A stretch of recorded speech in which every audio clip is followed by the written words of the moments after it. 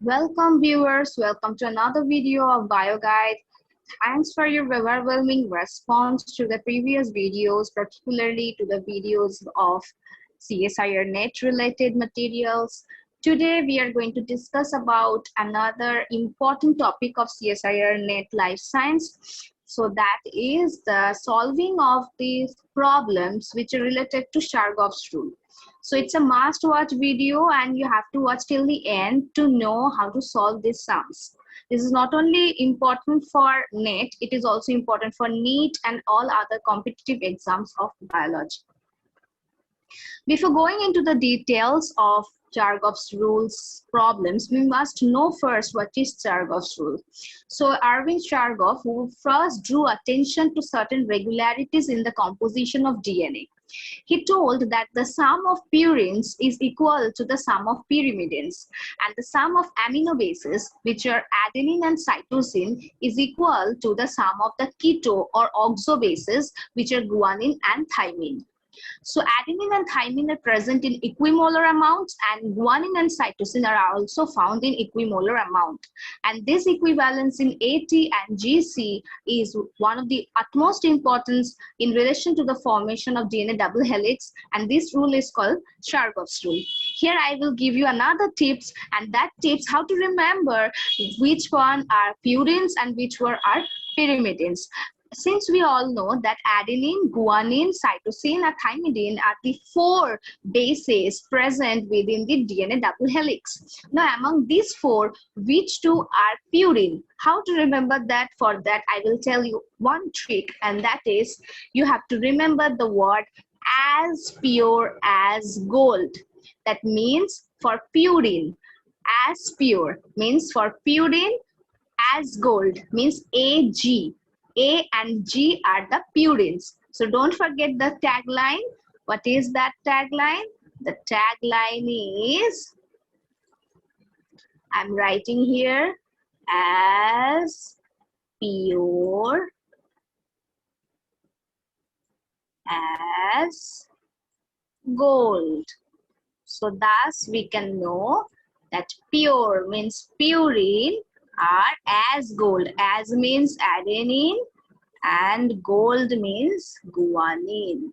So all the rest of them, that means cytosine and thymine, are pyrimidines. So this is the trick to remember purines.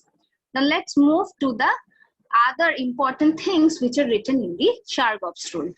Number 1, they have told the sum of the purine is equal to the sum of pyrimidine.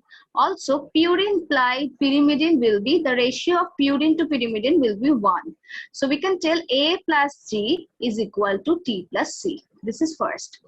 Next one, we can tell that A by T is equal to 1. And this also tells G by C is equal to 1.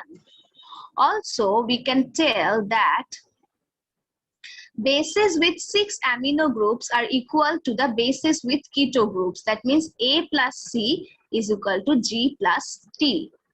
But there is another important thing which is called A plus T by G plus C is called dissymmetry ratio, and it is not equal to 1, and it varies from species to species, and that by that ratio we can understand from which species we are getting the DNA. And A always pairs with T and G always pairs with C for the maximum equilibrium and to give the maximum stable structure of DNA. So pure as gold, as I told you, so pure as gold is the to remember this pure means pyrimidine, A as means adenine, and gold G means guanine. So now moving to a sum. The sum says if a strand of DNA has 45% adenine, what is the percentage of cytosine?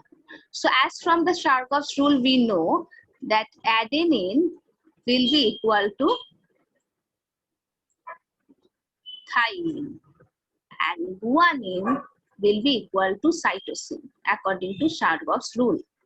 So now if we move, we can say that if it is 45% of adenine, Then adenine, if it is 45%, then thymine will be also 45%.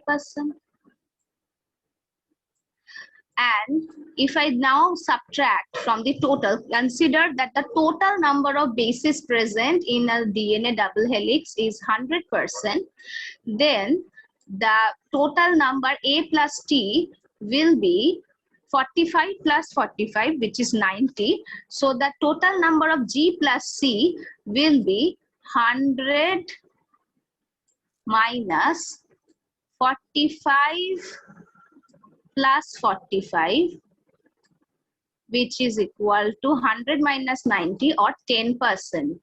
So if it is 10%, so that means guanine will be of 5% and cytosine will be of 5%. So thus we can calculate this. Now next, moving to another sum, where it is told if the ratio of A by T versus G by C, G plus C, is equal to 0.7. What is the value of this ratio in the complementary strand?